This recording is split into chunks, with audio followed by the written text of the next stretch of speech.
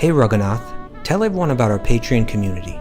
Sure, Kastuba. The Wisdom of the Sages Patreon community is an incredible online yoga resource. If you like the type of yoga wisdom and culture we share on the show, then our Patreon community is a great next step.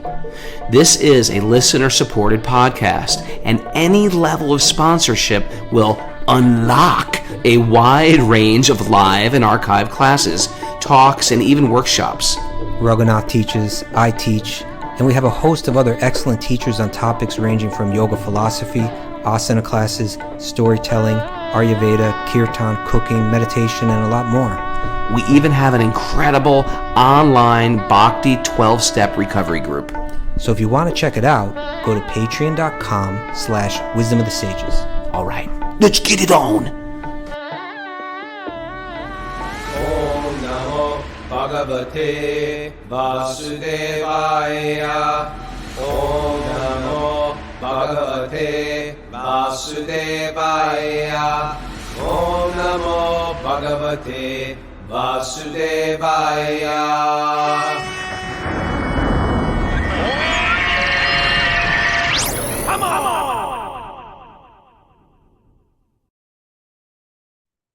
Live from Super Soul Farm, this is Wisdom of the Sages, a daily yoga podcast with your host, Raghunath, and co-host and senior educator at the Bhakti Center, New York, Kastuba Das.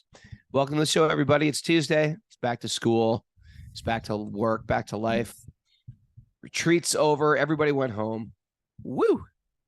You feel a little down when this happens, Raghunath. I think not everybody went home yet. We got people. Ari here, Steve Amari, and the handstand queen. And Henry's Henry's in the other room. Oh, that's great. Yeah, we had Kumi. We had people from all over the country come. We had Kumi and friend come from We had Bindu Madhava up there. Bindu Madhava up here. That's great. Yeah, we had Cody came from Virginia. And Brittany Payne from Brittany Virginia. Payne from Virginia. House of Pain came.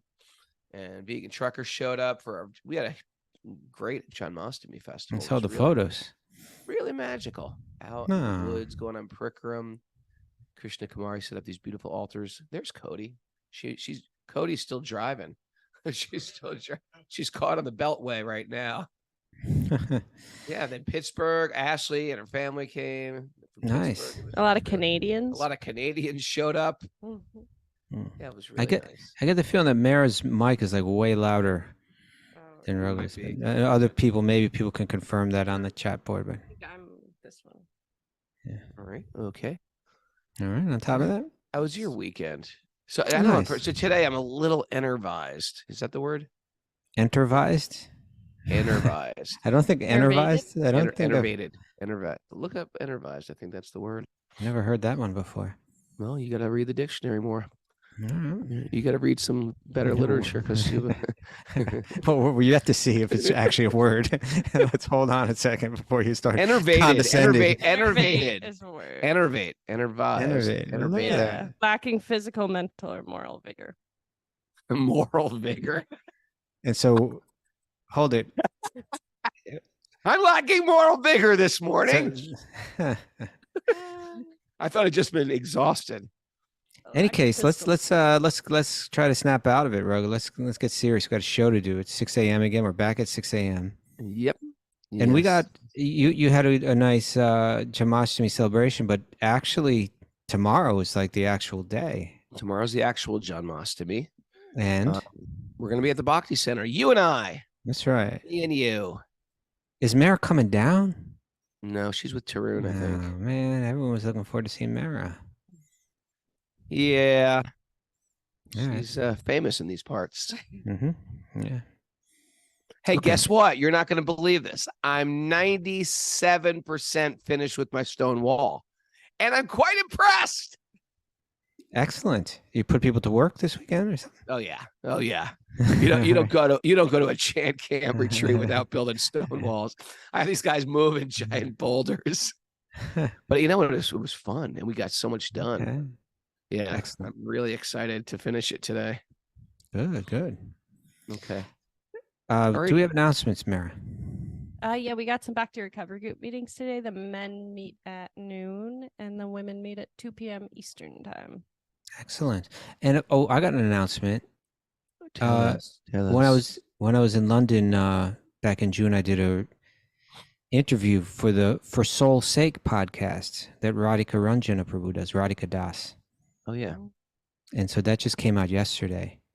So I'm kind of I thought it was one of my more lucid moments, actually. And he's a good You're very interviewer. lucid. You're very lucid. Well, I don't know, but in any case, I tried to be there, and he's a good interviewer. So it's a nice interview. It's the kind of thing you might want to share with friends or some that are into this. Where But you can, yeah, How do you get it?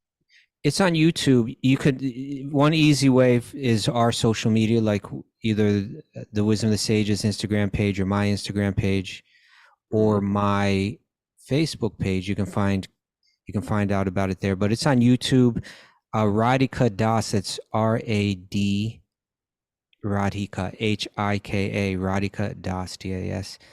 And then you go to his pod. He's got like a big YouTube thing going on. So then you got to click on podcast, and then you'll find it there. I guess if you Google for Soul's Sake podcast, you'll find it. But yeah, Let's get him on the show. Let's get him on the show.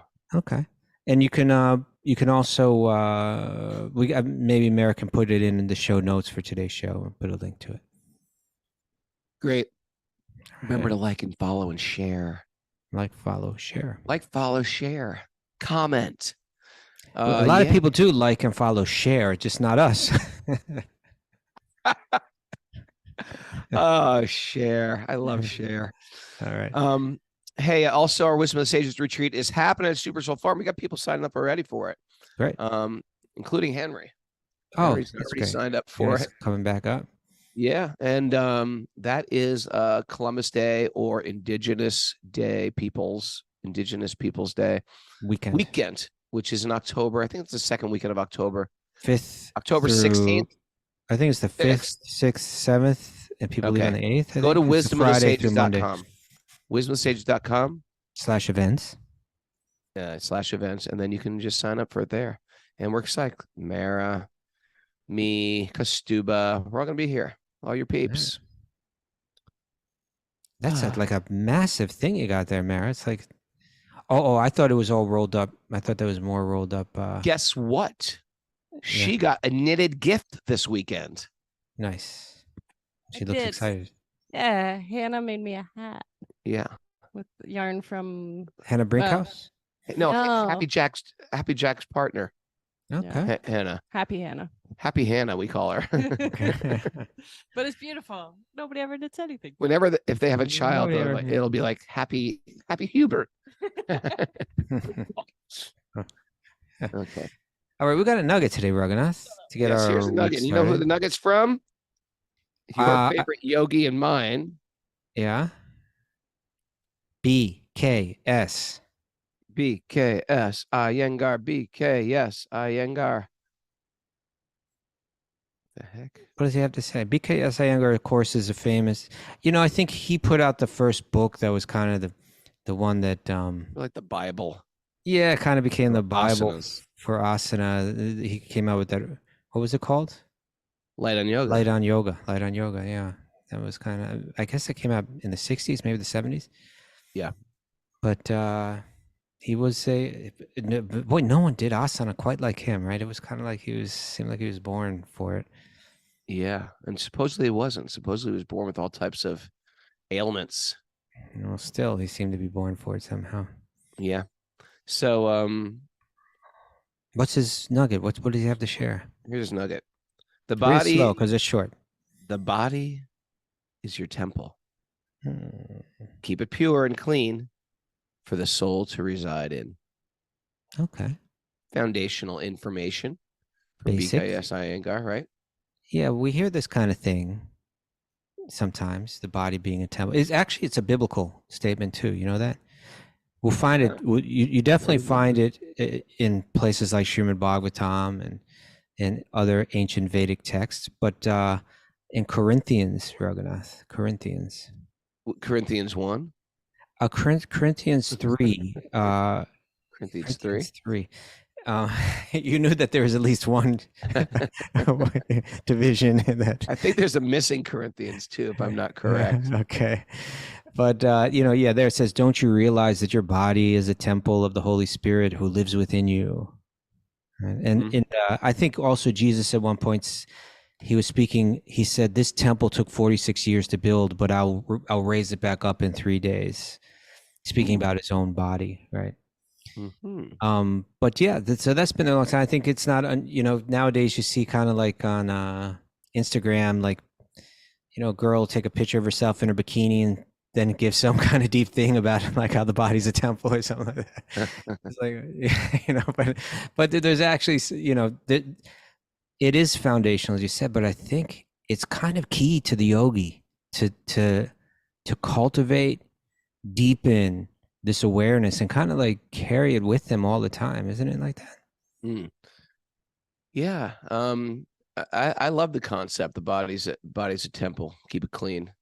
It's like you're scrubbing the temple, but don't get lost in the temple as the self. Keep it clean. Okay. But also part of the body is the subtle body, which is the ego. So if I'm just wrapped up in my body as self, what's the motivation behind the cleansing of the temple? We look at it like that too. But oftentimes these things that have to do with cleansing the temple, so to speak, can start making you think the temple is me. Right. Check out my doors. How about my steeple? Okay, he's woken up, Mara. He's now we got to bring him back down a little bit. How about we're not the temple? We're the soul within the okay, well, temple. the body is the temple, and we're not the temple. Yeah. But you take care of it. But you take care of it because there's a fine line when you're taking care of the body. There's you take care of the body to keep the body and the soul together. You take care, and you want to be healthy. Because you want to give back with this body. But then there is a place. And if you neglect the body, completely neglect the body, you'll feel that. You'll feel that lack of worth from having not taken care of a gift. That's just the fact. If people just don't take care of their body, you'll feel a lack of worth. So if you sort of work out every day, exercise every day, do yoga, gymnastics, whatever people, gymnastics. Yes, gymnastics. Indoor rock climbing, whatever you do for your body, you'll feel like, okay, I'm doing this. I went to indoor rock climbing 3 times this week. I feel great. And then you'll cross this threshold where you'll start to be like, yeah, I'm the body. I'm good. Look, you don't do indoor rock climbing. I think everybody should do indoor rock climbing. And then it becomes part of your ego, and your body becomes part of your ego. And then you went to the other side. So I think there's like a fine line there. What do you think? Well, sure. Obviously, the idea here is that this wasn't really even like when Jesus was saying it there.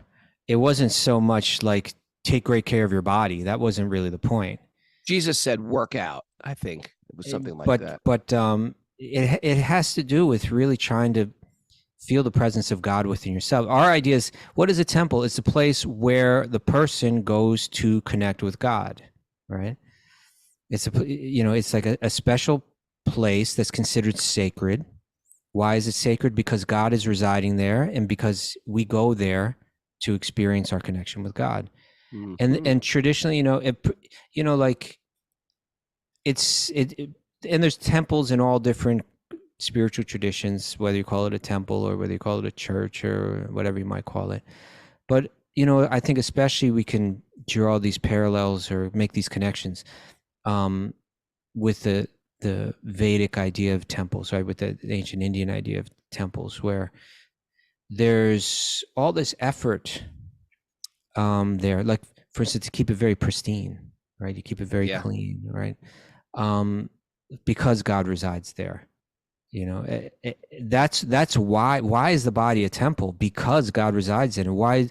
And if I cultivate that awareness, it affects how I relate to everyone. But like for instance, there's that beautiful song, one of the most beautiful songs, "Keep the Temple Clean," by Bhaktivinode Thakura. That Mama Mana Mandire. Mama Mana Mandire. That one. Well, yeah, kind of like that. That's exactly what you said, but Mama just Mana saying. Mandire. Yes. Mm-hmm. A beautiful song. It's all we know. But Krsna Murari, Shri Krsna Murari.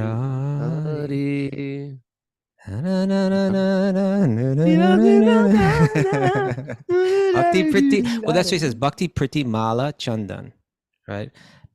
Please, dear, please abide within the temple of my heart, both day and night, O Krishna, right? O Krsna Murari. And then accept, just like we see in the temple, where offerings are being made, and people are offering lamps, and people are offering garlands, and people are offering all these things. You know, you walk into a temple in India, even before you get inside the temple, there's people selling beautiful flower garlands. Such a nice tradition, isn't it? Yeah, it's nice. And you spend a little something, you get a nice garland, you bring it in, you make an offering of it, you know. And Right. so that this song is saying, you know, accept my devotion, accept my love, accept garlands, accept sandalwood, you know. Oh, delighter of my heart, you know, come and sit down there, right? Sit down in my heart. I want you to always reside there. You know, I think I haven't read the context in which Iyengar was saying it. Yeah. You know, it's likely he was saying it has a lot to do with, like, through asana, you keep the body pure, Right. you keep all the organs purified. You know, if there's fresh blood flowing through the organs, that keeps them revived, pure in a sense. You know, and yogis do that so that they can have lucid thought. You know, because the body affects the mind. But the bhakti yogi is going deeper than that still, right? It's like, it's helpful to have the healthy body, the yogi body that's helping keep the mind lucid. But really what we're most focused on is, if my thoughts are pure, if my heart is pure, Oh, there you go. Then I feel the presence of God there, just like I feel him when I walk into the temple. It's obvious. There's God, right? I'm walking around down the street, and I may not, even though God is there, I'm not feeling the presence. My awareness isn't focused. But when I walk in the temple, boom, my awareness is focused, because everything is centered in a way to bring my awareness to God. I want to carry that awareness with me all the time. I want to feel my body is a temple, that God is right here. And if I keep it pure, if I keep my thoughts pure, my actions pure, my words, then I feel that presence. Of course, this reminds me of when you said they're selling flower garlands outside the temple. Of course, this reminds me of the time I brought a bunch of students to go to see Gopeshwar Mahadev, famous temple in Vrindavan. Yeah. Jumping all temple. These beautiful flower garlands. And we were running late, of course. We're running to the temple. I said, okay, you guys, we're all going to the temple to see the Lord. Buy flower garlands. I forgot to add on the ending part of the sentence: buy flower gardens to offer to the Lord. So I walked in, they're all buying flower gardens. We walk in, I turn around, they're all wearing the flower gardens. I was like, no, not for you, for the deity. That's funny. Go buy more. We have a much more sophisticated groups on pilgrimage now. They a lot of them but even that, Raghunath, that reminds me of the story of the great saint Andal. Andal? Yeah, you know about Andal? The South Indian saints? Yes, she was one of the 12 Alwars, one of the great mystic poets, the early Bhakti mystic poets. But there's a story about her in her youth. Her father was one of the priests of Ranganath in the temple of Sri Rangam, which you can still go. You still haven't been to Sri Rangam, Raghunath, huh? No, it's been about a week since you asked me now. I didn't get down there last week. What are you talking about? I've never. You always ask me this question. You haven't been to Sri Rangam? Well, it was probably like a year ago, not a week. But obviously, you feel. Obviously, you feel. I haven't been sense there. of lack. So, I'm not judging you, Raghunath. You trying to Rangam shame me? I'm not at all. Just relax. But one of the most important, famous temples in India is Sri Rangam. It's, of course, where Ramanuja resided there too. The great important figure. But centuries before that, you had Andal. Andal. And her father was a priest. And as a little girl, like when you're a little girl and your father's a priest, it opens some doors for you. So it's like I guess she was probably in some room in one of the back rooms in the temple or something like that. And the flower garlands, which were meant to be offered to Ranganath, were there. Mm-hmm. And she was putting on the flower garland on herself. on herself, and I think she may have been looking in the mirror and checking it out. And her father came in and said, "Oh, what are you doing? No, no, no, no, no! You don't do that. That's meant to be offered to Ranganath. We don't put that in now. Now we can't offer it. It's meant to be offered to him first, you know." And so he, gave her that little bit of training there. Yeah. But then that night he went to sleep and he had a dream. Yeah. In the dream, Lord Vishnu, Ranganath is Lord Vishnu, and Lord Vishnu told him, I actually prefer receiving the garland after Undal has worn it. When she puts on the garland, she's not putting it on like to decorate herself for her own ego. When she puts it on, she's decorating herself for my pleasure. When she's putting on that garland, she's saying, "Oh, let me look nice for Lord Vishnu." She's not thinking, "Oh, let me look nice so people think I look great." No, it's all done in her consciousness, in her Bhakti consciousness. When she puts on that garland, the father's like, "Okay, put him on." I like that. We said this the other day in our because we celebrated Janmashtami. Yeah. There's some people that like to dress up. Yeah. Mara dresses up very fancy in her fancy outfits. Because she does a lot of shopping when she goes to India. She comes back with loads and loads, suitcases full of fancy clothes. She's so not like that. That's the joke. But she does. But anyway, some people like to dress up, and guess what? You can dress up. You can dress up, but you dress up for Krishna. It's not to dress up for your ego. You say, "Well, Krishna wants to. I'm presenting myself to Krishna." Yeah, it's beautiful. Bhakti, is a shift of consciousness. The same thing is there. You like to eat beautiful foods? Great. Offer them to Krishna. Yeah. I'm going to cook these beautiful foods for Krishna. And that story is told often to illustrate a point that just as she was Undal was decorating herself with the garland for Krishna's pleasure, we should decorate ourselves with the qualities that are appreciated by Krishna, like humility and kindness and etc. like that. That we should every day try to dress ourselves with these qualities. So whether we see the body as a temple, whether we see it as something to be decorated for Krishna's pleasure, something to be kept pure, just like when you go into a temple on a big holiday too, right?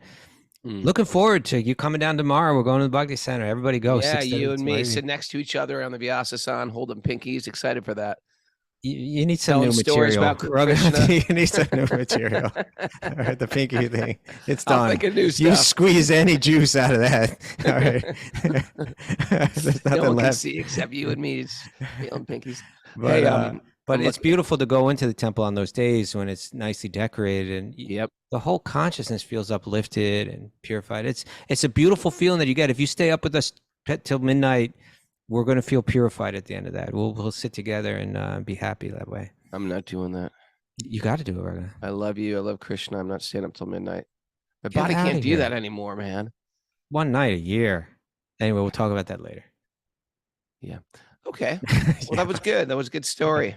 Okay. That was good. By the way, I just want to shout out to Leo C. Welcome to the show. We have a lot of people who are new to the podcast. They join us on Zoom. You want to join us on Zoom? It's fun. You might be an other out there. We don't know you're out there. Join us live.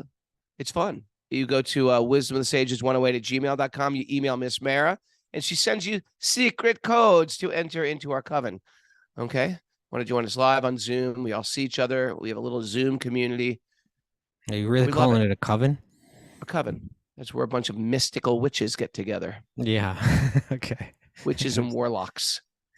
All right. You ready to jump into a new chapter, Srimad-Bhagavatam? Very exciting. Narayanam namaskritya naram chaiva narottamam devim saraswatim vyasam tato jayam mudirayat. Before we start in the Srimad-Bhagavatam, which is our very means of conquest, one should offer respectful obeisances to the Supreme Lord Narayan, unto Narayan Rishi, the supermost human being, to Mother Saraswati, the goddess of learning, to Srila Vyasadeva, the author. Nasta prayeshva badreshu nityam bhagavat sevaya bhagavati utama shloki bhaktir bhavati naishtiki.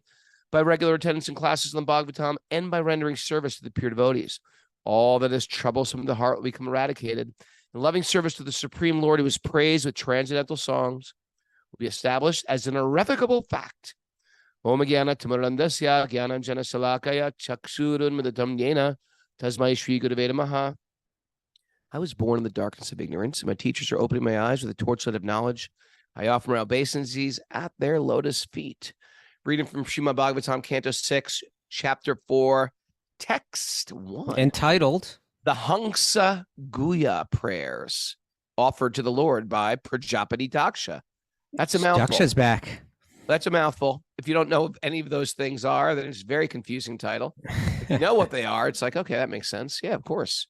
The secret swan prayers. The secret swan prayers. Offered by the progenitor named Daksha to progenitor. the Lord. I love that concept of a progenitor. He can Easy give with birth that, to many, many species. Easy with that. Hey, Mara, how many species can you give birth to? You better up your game.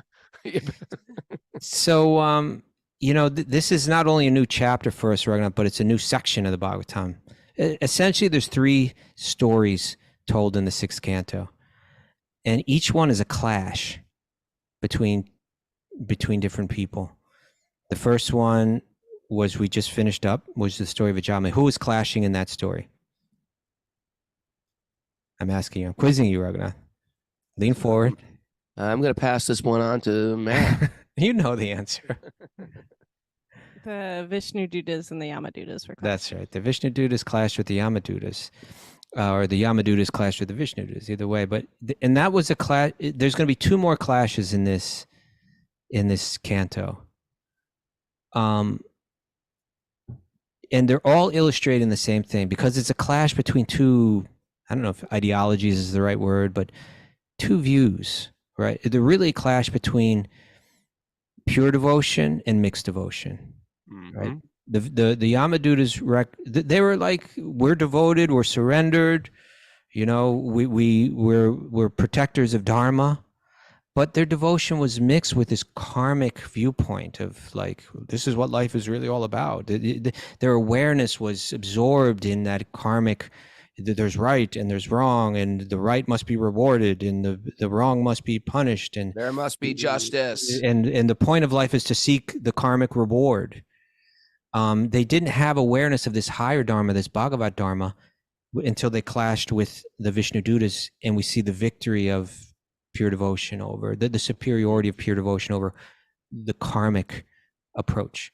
That same mixed devotion versus pure devotion is going to come out 2 more times through 2 more clashes, and the idea here is like when we'll say who they are. The next clash is going to be between Daksha, who we've already seen. He clashed with Shiva. There was already a clash beginning back of in the 3rd canto. Yeah, that was a clash between Daksha, his religiousness, his clashed with Shiva's pure devotion, and so Daksha here, he's coming back and taking birth again in another age, in another Manvantara, but he's going to make kind of the same mistake again. He's going to clash with another pure devotee, in this case Narada, right? And then later on we're going to see Indra, and he's going to clash with Vritrasura, who's a demon, So, but in each case, these are the what's being shown is that mixed devotion gets beaten by pure devotion. By pure devotion, and the idea is when we read it, we might think, what, I don't identify with Daksha, I identify with Narada. Like I'm like on the Narada side. Bhagavatam is saying, you know what? You got Daksha in you, and you got to root it out. Got a little Daksha in you. Yeah, and so yeah, just a little bit, but that little bit ruins everything. It's like it's kind of like imagine if you have there are people in your life, Raghunath, that you love just with your full heart. You like your children, say, right? You just love your children with your full heart, and say someone identified as like that they loved you, but they didn't love you with such depth, and say they had problems with your children, you'd be like, hey, you got to root that out before we really have a deep connection, and we're going to see that the attitude that Daksha takes to that Daksha takes to Narada, who's a pure devotee. He's going to be like, you're a hypocrite, you're an imposter, you're cruel, you're shameless, you defame God, actually. You know, when we have this mixed devotion, we don't understand pure devotion. Mm. And we all may have some resistance to pure devotion in our heart. And Bhagavatam here is like saying 1, 2, 3. You know, it's like sometimes when you got to make a point, you got to make it 3 times. 6th canto is going to make it the point 3 times. But it opens up with hearing about Daksha. And Daksha, in this chapter, everything about Daksha is great. He's born in this noble lineage, and he offers these Hamsa Guhya prayers, these secret swan prayers that are beautiful prayers.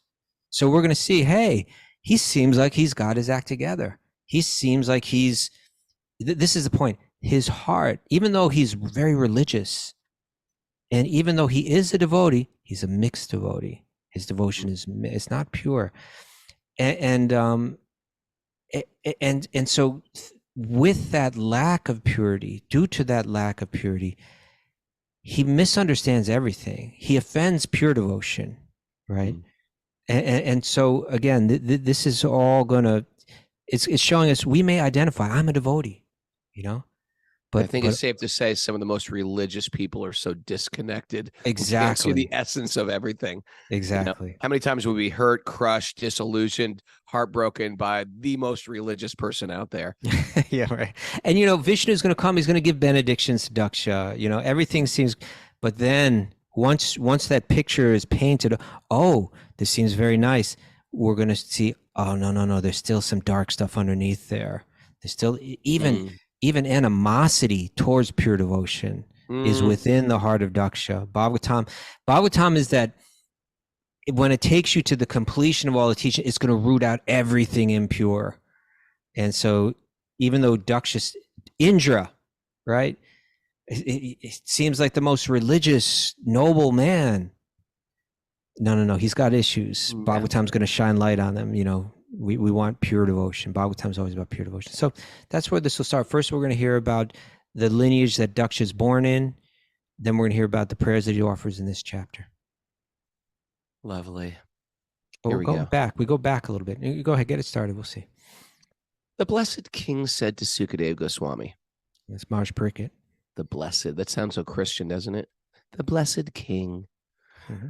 My dear Lord, the demigods, demons, human beings, the nagas, the snakes, right? Mm-hmm. The beasts and the birds were created during the reign of Swayambhuva Manu.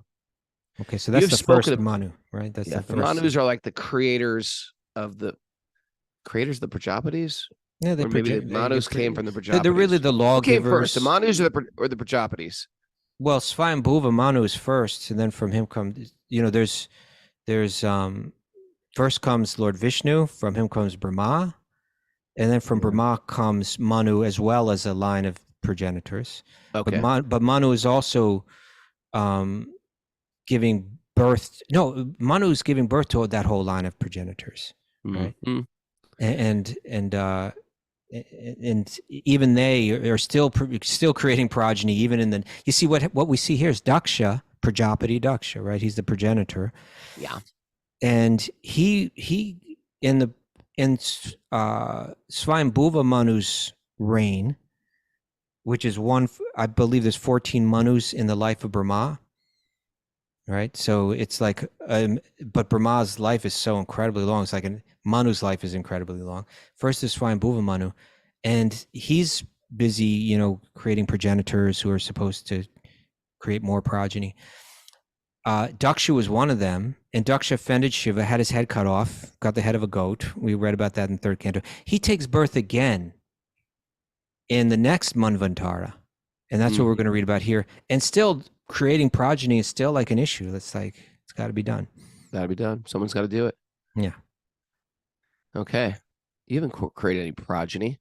I guess we're all your children, Kastuba. You are.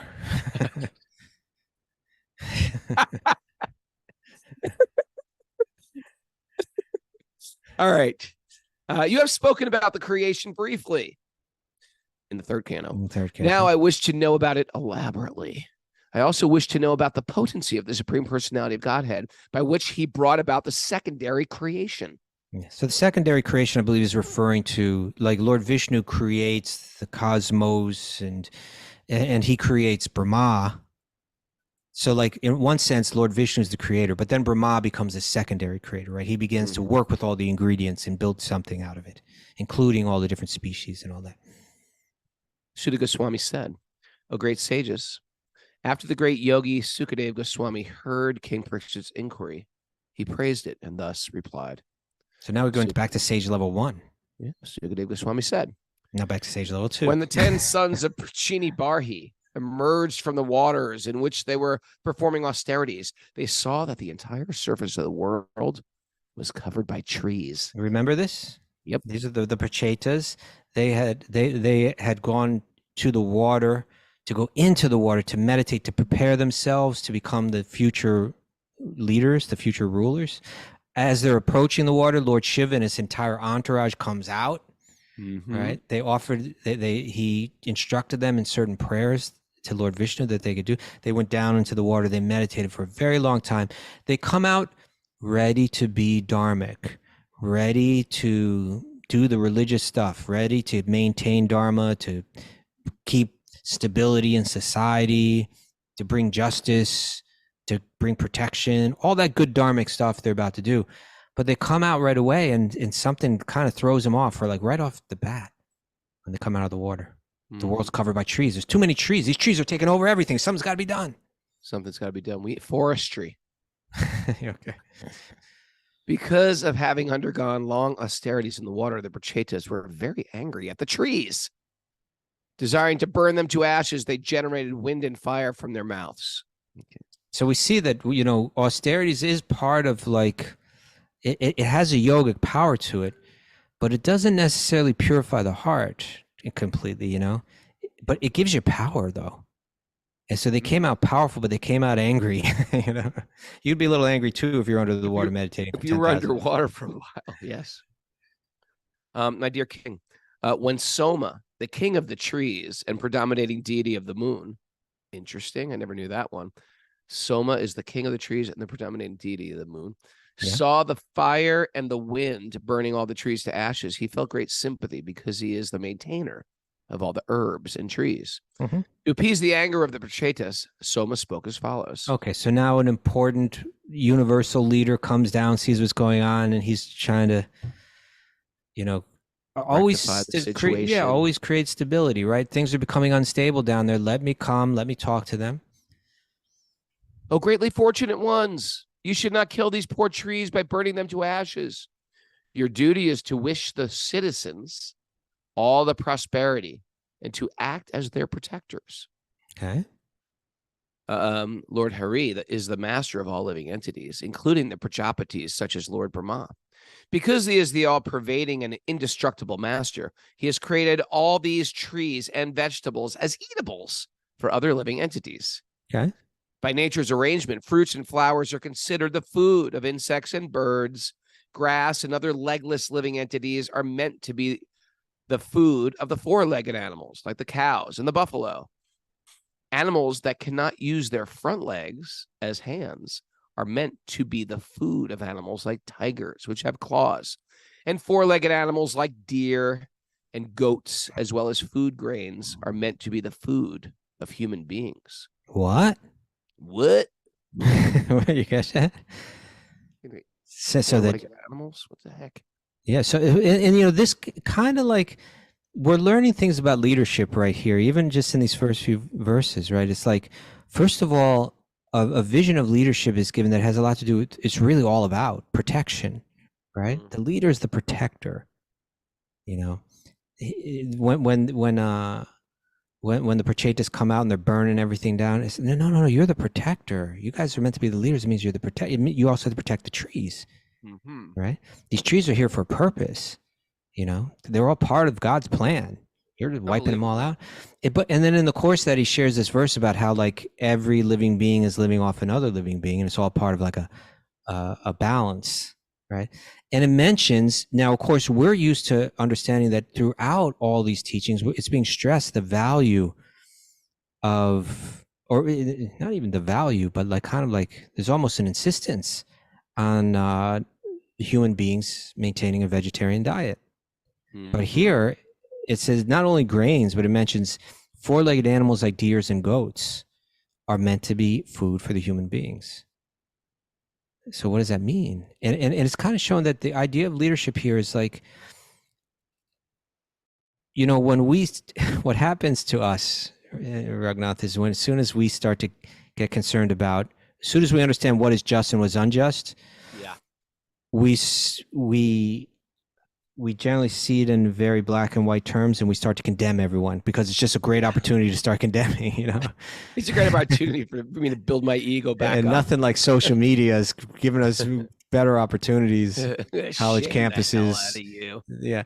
But what Bhagavatam is kind of realistic. It's definitely saying, hey, if you want to elevate yourself, you gotta, ahimsa becomes very important. You have to not kill animals, not eat animals. But there will be certain people that do, right? Yes. And forcing them, condemning them, you know, that's not always going to bring out the best in them. Now, shaming people, this is like a big social media thing. Shame on whomever, whatever. The shaming culture. Don't shame people to change. Become a stellar example. So they want to change. So they're inspired to change. If you think shaming works, try shaming your kids. That'll work too. They'll stop doing the inappropriate thing, and they'll resent you and hate your guts. And it's just a bad way. They'll also start to hate themselves too. You know, it's like sure, and what's the word? Project it forward. They'll project it forward. They'll get people to they'll get people to change through shame and through coercion.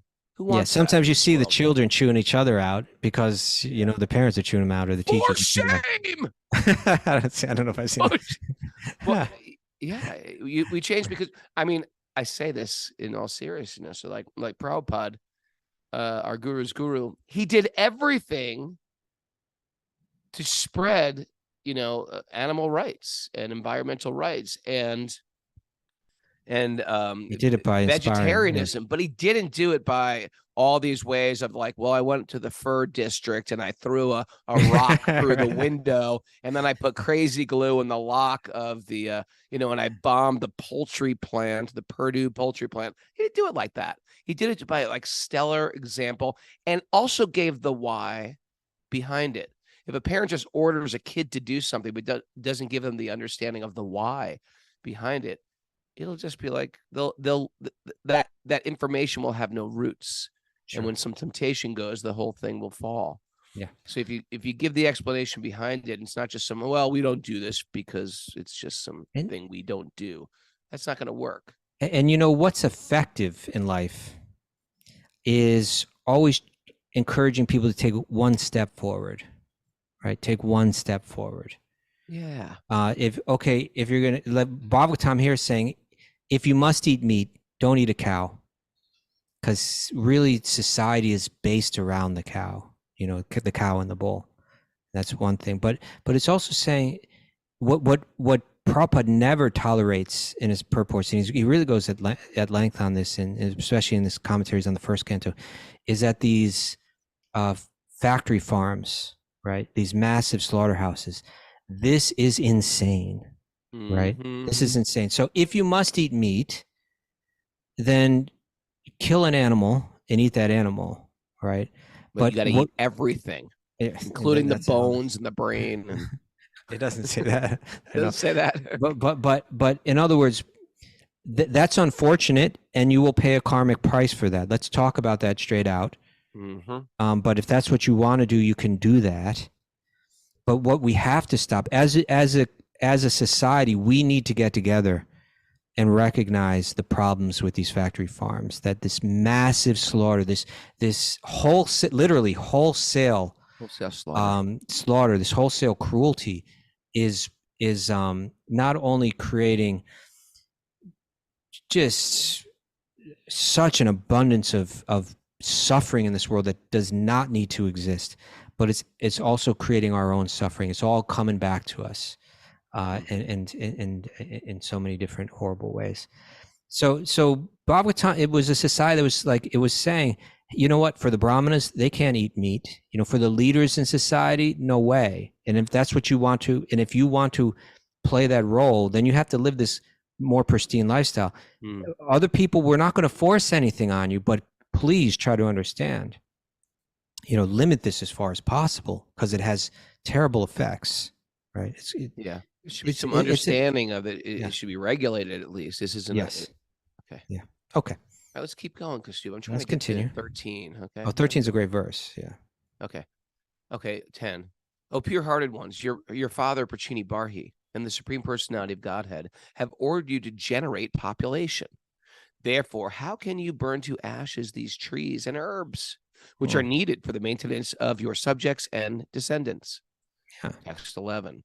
The path of goodness traversed by your father, grandfather, and great-grandfathers is that of maintaining the subjects, including the men, the animals, and the trees.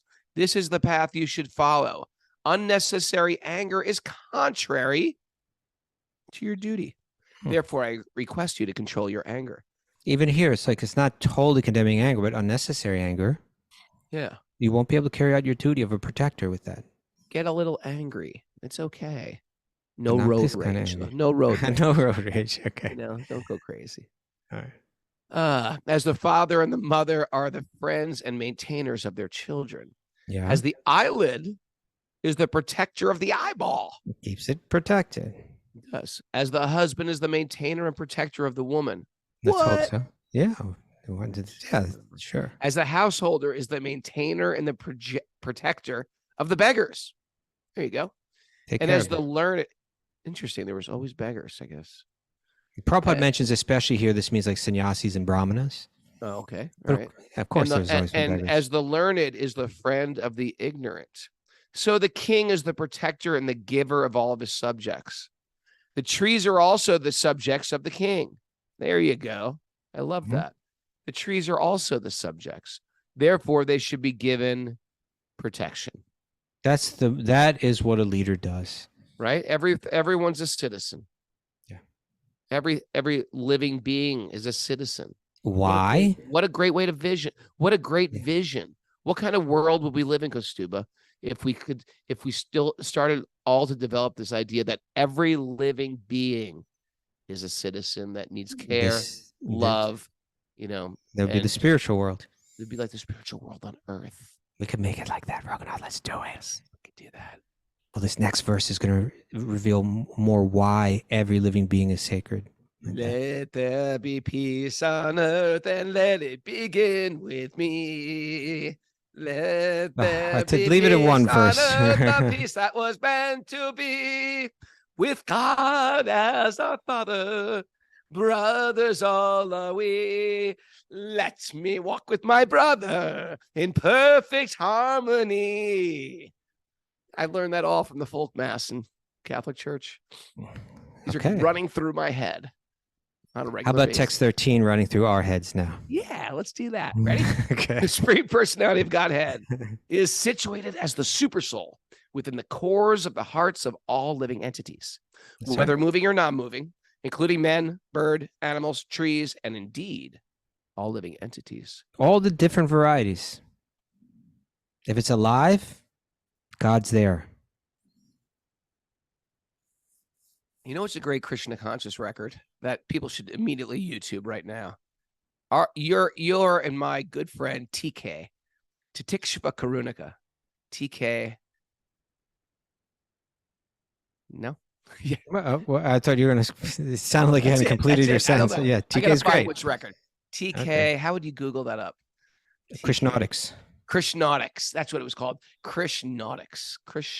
Nautix. Anyway. You haven't completed the verse yet, Raghunath. Okay. Why don't you start it again? The Supreme Personality of Godhead is situated as the super soul within the cores of the hearts of all living entities, whether moving or non-moving, including men, bird, animals, trees, and indeed all living entities. Therefore, you should consider every body a residence or temple of the Lord. There you go. By such vision, you will satisfy the Lord. Mm-hmm. You should not angrily kill these living entities in the form of trees. It's like you're tearing down temples. Ooh, what a beautiful vision. What about That's not a beautiful vision. no, Oh, but actually, no. I mean the vision. what a beautiful, what kind of demonic darkness is rising, and what a beautiful, all the temples will be destroyed. I meant, oh, yeah. You should have seen how beautifully Catherine A. We were all doing yoga, and like everyone's laying down, like in Sphinx or something, except Kumi from LA. So she's sitting on her mat. I was like, Kumi, lay down. Kumi, lay down. She's just like, no. And there was like a spider, a giant spider right by her mat. And I was like, oh, don't worry about that spider. And Catherine A comes over, the ugliest spider you've ever seen, right? Catherine A comes over and rescues the spider. Here, spider. There you Get go. out the door. Because She saw it as a temple. She didn't see it as an ugly spider. That's right. Good job, Why don't you Catherine read A. the commentary? Of 13? Yeah. Sure. Okay, text 13. As stated in the Gita, the Bhagavad Gita, and confirmed in all Vedic scriptures, Ishvara Sarvabhutanam Hridesh Arjuna Tishtati. The super soul is situated within everyone's heart. Okay. Therefore, since everyone's body is the residence of the Supreme Lord, one should not destroy the body because of unnecessary envy. That will dissatisfy the super soul. Soma told the prachetas that because they had tried to satisfy the super soul, now they should not displease him. Okay. So the whole thing is you went into the water to realize God in the heart, right? Yeah. To connect with God in the heart. And then you come out and you start wiping out all these temples of God in the heart, without due That cause. was a little confusing. You think they would come out a little bit more shanti, Those austerities, Sure. Again, it can be mixed, this devotion, they're definitely I think powerful a good yogis. metric for if you're, because we like austerities, they say austerity is the wealth of the Brahmins, but Yeah. we like austerity. We perform austerities. We'll, train our senses and refrain from indulgence, etc. I think a good metric for if this is working on the bhakti path is if you become angry due to your austerities, if you don't treat people well because of your austerities, you've defeated the purpose. Yeah, sure. You become harder. Our thing is it's all about the heart becoming soft. When our heart becomes soft, then the subtle, it'll be just like when earth is too hard, you can't plant a seed in it. You can't, grow anything in it, Stuba. Yeah. You like that? That's You got to till it, right? Gardening analogies. You got to break it up, right? You got to we do the soften it. no-till. We do the no-till method up here. Whatever. Maybe you're not familiar with that. That means you don't grow anything. We don't till, we don't plant. We don't till, we don't sow, we don't harvest. That's our method. Our method. But when the heart is very soft, then it will become suitable, receptive to the subtle graces, that will pure bhakti will grow, and prema, Krishna prema will grow in the heart. So it's saying that you can only get there when you're feeling the presence of God within your own heart and seeing the presence of God within every living being. When you get there, you'll begin to treat people with the kind of kindness and ultimately love that the pure devotee has, right? Not the mixed bhakta, but the pure bhakta. And Bhagavatam is trying to take us, honestly, Rana, this is my daily prayer. This is really what I want to not just know theoretically, but really feel. Feel the presence of God within oneself, feel the presence of God within every living being. Kastuba's daily prayer. It is my daily prayer. That's beautiful. Thank Insight you, into Kastuba's mind. What else do you think about? Right now? Yes. Gary Wright, the author of Dreamweaver, died. Do you know that? We're gonna, when you just throw in completely things. It wasn't me. It was the message board. It was Greg DeGacy. And then comes the childish excuse. They always followed by the childish excuse. Okay, Mara, do we have any takeaways today? Yeah, we do have some takeaways. I think there was a lot of wisdom dropped, a lot of wisdom nuggets, a lot of downloads There was. happening, right? Yes, yes. Mm-hmm. The body is a temple. Keep it clean, but don't get lost in the cleaning of it. Don't get lost in the clean. Oh, like the working out too much? Yeah. Okay. Well, yeah. As long as the ego doesn't come, you can work out a lot if you want. Right. Just don't let the ego take over. We aren't the temple. We're the soul within. That's right. Body is a temple, but we're not the temple. Okay. You know, sometimes here's what I think could be the appropriate metric. Okay. If working out is making you more lusty, because what is you start to think, I'm this body, I'm so sexy. What, I'm so sexy. Yeah, well, you Then want to you're enjoy becoming more lusty. You want to enjoy the fruits of your work, right? You want to enjoy the fruits. So if the working out is making you lusty, That's basically why most people in those threshold. gyms. I mean, let's face it. Or sometimes sometimes you just Yeah. what? It's a big lust factory. It's a big lust factory. Come on, welcome to the lust factory. That's what they should call the gym. All right. Back to our takeaways. Back to our takeaways. Decorate yourself with the qualities Krishna appreciates. And Oh, yeah. lust. Like unda. And Undo. lust.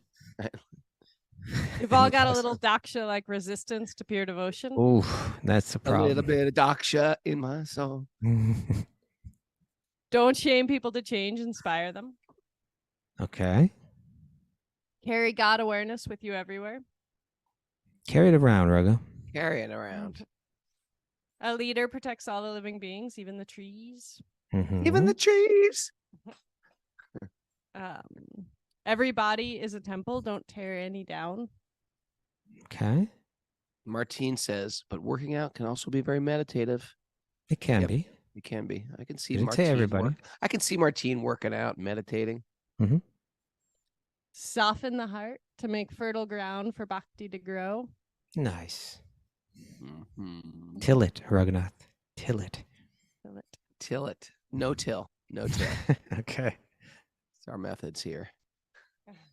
And Satisfy the super soul. Wait a Okay. second. What about that one that was on the board? I thought that was a great one. Well, all right. Don't shame people to change. Oh, wait, no, we cannot shame ourselves into change, only love ourselves into evolution. Oh, that was a good one. Yeah, Thanks, can we- everyone. I don't hear joining the us. music. Did you hit the music? It's going.